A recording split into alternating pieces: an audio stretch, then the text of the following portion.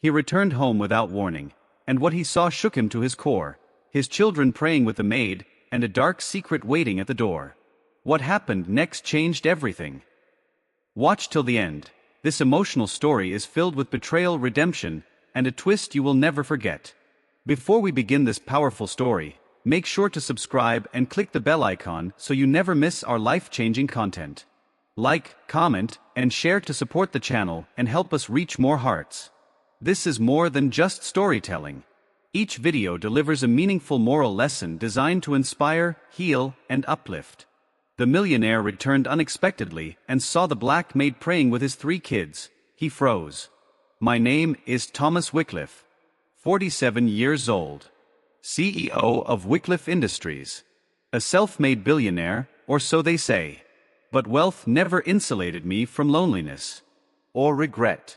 After the death of my wife, Melissa, I buried myself in work, meetings, flights, endless expansion, until my home felt like a distant hotel suite.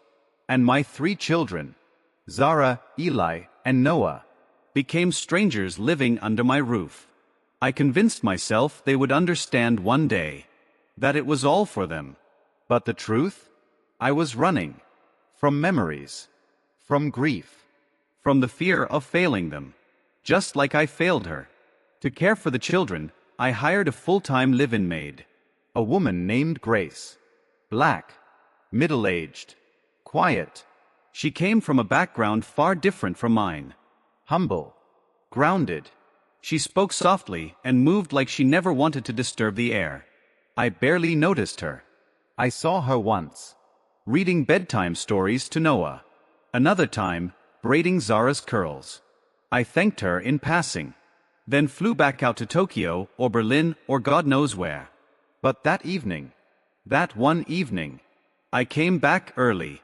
The board meeting in Dubai had been cancelled. My flight landed before sunrise. The chauffeur was not expecting me. Neither was the household. I walked into my mansion, expecting silence. Maybe the occasional clink of silverware, the subtle hum of the central heating. Instead, I heard a voice. A soft, broken voice. A prayer. From the family room. I moved quietly. The door was open. The lights dim. And there she was. Grace. Kneeling on the plush rug. Eyes closed. Hands wrapped gently around mine. Zara. Eli. Noah. All 3 of them beside her. Heads bowed. Whispers rising like fragile smoke. Dear Lord, she said, bless their father, wherever he is tonight. Keep his heart soft, his mind strong, and his soul kind. Bring him back to them, not just in body, but in love. My briefcase slid from my hand. She looked up. Our eyes met. I froze. In that moment, I was not the billionaire. I was not the empire builder. I was a broken man, staring at the truth I had ignored. My children were not waiting for gifts, or private schools, or a sprawling estate. They were waiting for me. Grace stood slowly. Her expression did not shift in surprise. She did not flinch. She only said, "They missed you, Mr. Wycliffe." No judgment, no resentment, only truth and love. Eli ran to me. Zara held back tears. Noah said, "Daddy, did God hear our prayer?" And I, for the first time in years, knelt right there beside Grace, in silence, because I did not know what to say, because I did not know who I had become, because I had not known what I was missing. But Grace did, and somehow, she held the pieces of my family, when I was too shattered to see them. That night, I asked her something that surprised even me. "Will you tell me how you do it?" She smiled, not with pride, not with ego, but with something purer, peace. And she said, "It starts by sitting still long enough to hear the cries that are not being spoken." She looked at Zara, at Eli, at Noah, then at me. "And sometimes, Mr. Wycliffe," she whispered, "it means letting your heart break wide open." I had traveled the world chasing success. But I had to come home. To finally understand what it looked like. Not in numbers. Not in deals. But in 3 small hands. And a woman I had once looked right through. Grace's words echoed inside me long after the children had gone to bed. I sat alone in the dimly lit study. Firelight danced across the walls, but I felt cold. Not the kind of cold that comes from winter. The kind that creeps in when you realize you have spent years building an empire, only to lose your kingdom at home. I glanced at the family photos on the shelves. Dust clung to them like silence. Melissa's smile stared back at me. Soft. Radiant. Frozen in time. A time I could never return to. She would have loved Grace. I rubbed my temples, as if I could press regret out of my skull. But no amount of money, no success, could rewind what I had neglected. The door creaked softly. It was Grace. She held a steaming mug in her hand. Chamomile, she said gently. Helps with restless minds. I looked at her. Really looked at her. Her eyes were tired, but kind. Her hands worn, but steady. I accepted the mug. She did not leave. Instead, she sat across from me, hands folded in her lap, as though she had been waiting for this moment. Not to confront me, not to scold, but to offer something else. Presence. Grace, I said finally, you have done more for my children than I have in years. Why? Her answer came slowly, but without hesitation. Because they needed someone to believe in them. To see them.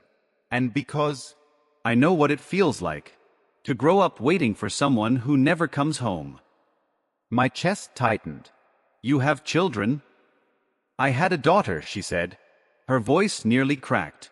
But she kept it together. She died when she was 7. Leukemia. My breath caught. I know what it is to lose, she continued. But I also know what it is to choose. Choose whether your pain hardens you, or teaches you how to hold others better. She looked me in the eye. You still have time, Mr. Wycliffe. But time is not polite. It does not wait. I stared at the mug in my hand. The warmth seeped through my fingers. And I realized. So had her wisdom. I rose from the chair. Then help me, I said. I do not want to be a ghost in their childhood. I want to know them again. All of them. Her eyes softened, and she nodded. But before either of us could speak again, a loud crash echoed upstairs. Then a scream. Zara. I dropped the mug. Porcelain shattered against the floor. And we ran. We took the stairs 2 at a time.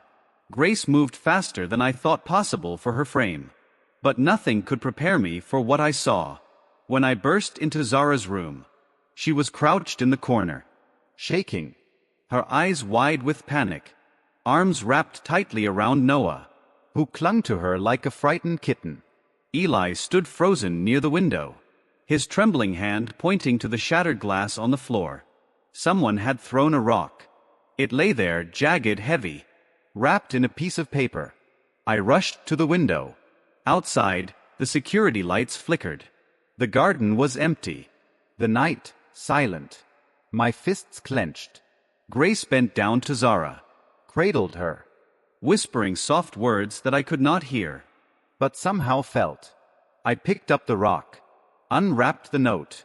It was written in sharp, angry letters. Black ink, smeared with rain.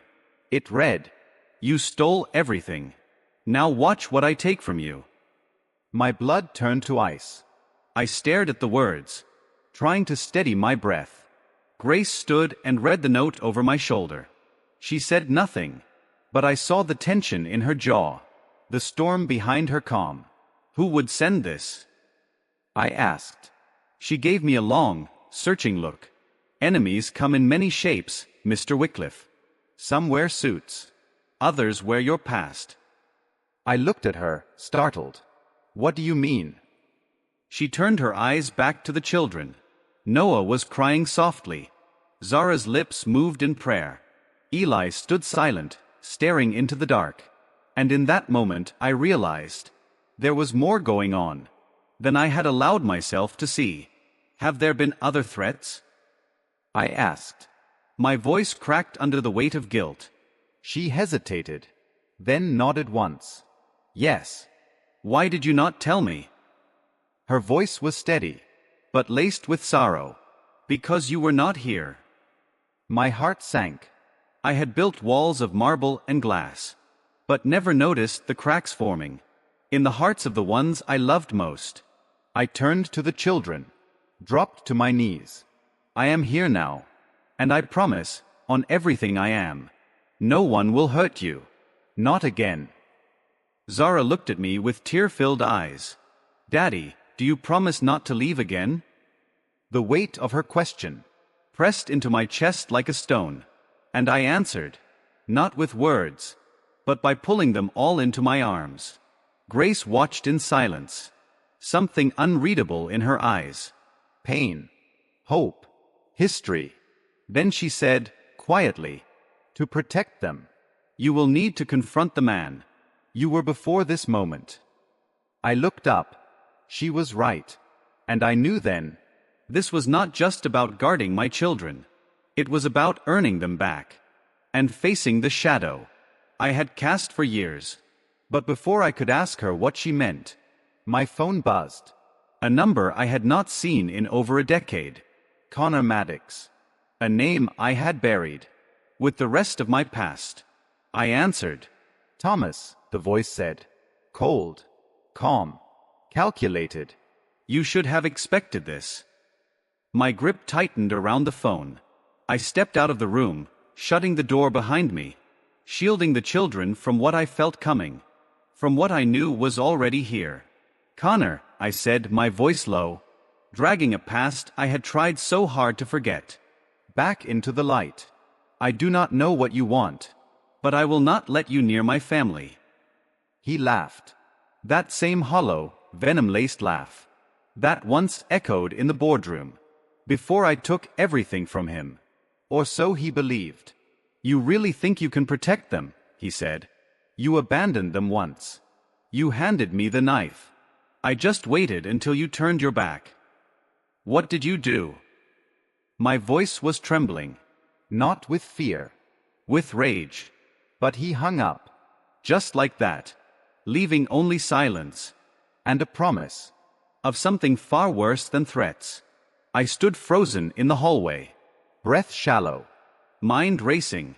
Connor Maddox had once been my closest friend. We built the early phase of Wycliffe Industries together. But greed changed him. Or maybe it revealed him. He made backdoor deals. Used company funds to cover personal debts. Manipulated stock options behind my back. And when I confronted him, he called me a traitor. Said I stole the dream we built together. I pressed charges. He lost everything. And I thought I had buried that war. With legal settlements. And courtroom silence. But I was wrong. He was back. And this time, he was not after the company. He was after something more fragile. More irreplaceable. My children. I walked back into the room. Grace was seated beside Noah, wiping tears from his cheeks. Zara had finally laid her head on a pillow. Eli sat awake, eyes flickering between sleep and fear. I knelt beside Grace. Do you know a man named Connor Maddox? I asked quietly. She looked at me. Then slowly, she nodded. I saw his name on a letter once. It came 3 weeks ago. No return address. I burned it. My heart sank. Why did you not tell me? Because I did not want to add to your distance. The children already had so little of you. I thought, maybe I could shield them. Until you came back. Her honesty stung. Not because she was wrong, but because she had done what I should have. Protected them. Even from a past that was mine alone to fight. I will make this right, I whispered. Grace touched my hand. Her skin was rough. Warm. Steady. Then start tomorrow morning. Not with lawyers. Not with threats. Start with breakfast. Start with being a father. I looked at her. At the woman who had held my children together. with prayers and quiet strength. And I realized she was not just a maid. She was the soul of this house, the guardian of my broken family. And I had been blind. But not anymore. Not now. The storm outside cracked the sky with lightning. The rain poured harder. But inside that room, something began to heal. Until Eli spoke again, his voice barely more than a whisper. "Daddy, who is Connor?" And I knew. It was time to tell the truth. Time to reveal the parts of myself I had hidden even from them. But before I could answer, a knock echoed at the front door. 3 sharp raps. Precise. Deliberate. Grace stood, her eyes locked onto mine. No words were needed. We both knew. He was here. I stood in the hallway, heart pounding like a war drum inside my chest. Every instinct told me to run, but my legs moved forward, toward the door, toward the shadow of my past. Grace stepped in front of the children's room, like a silent sentinel. No fear in her eyes, only fierce protection. Her strength reminded me of Melissa. I reached the grand oak door, the same one Connor had once helped me install, when we were still young, still dreaming. Another knock. Not louder, but colder. I unlocked the door, slowly, and there he was, Connor Maddox. Years had aged him. Deep lines carved his face, but the eyes were the same. Sharp, bitter, calculating. Eyes that used to light up in victory, now dimmed with vengeance. He wore a black coat, slick with rain. A leather bag slung over his shoulder. No smile. No pretense. "Hello, Thomas," he said. I did not move. "Why are you here?" He looked past me, as if he could already feel the warmth of the life I had rebuilt. As if he had been watching, to see what you built on top of my ruins. His words struck harder than I expected. But I did not flinch. "You ruined yourself, Connor. I just refused to go down with you." He stepped closer. Rainwater pooled at his feet on the marble floor. "You think this is about the company?" He shook his head. "No, Thomas. This is about what you took." My jaw tightened. "I owe you nothing." He reached into his coat. My muscles tensed. But instead of a weapon, he pulled out a photograph. Wrinkled. Faded. He handed it to me. I hesitated, then looked. It was Melissa. Smiling. Before the cancer. Before the surgeries. Before the grief that had hollowed us out. My throat closed. "I do not understand." His voice dropped to a whisper. "She was mine first, Thomas." The room spun. "What are you talking about?" "I met her before you did. We were young." "She worked at that gallery downtown. You never knew. She chose you. Left me for you. But she never told you." I stared at him. Was it true? Or just another manipulation? He stepped forward again. "Do you know what it is like? To lose everything twice?"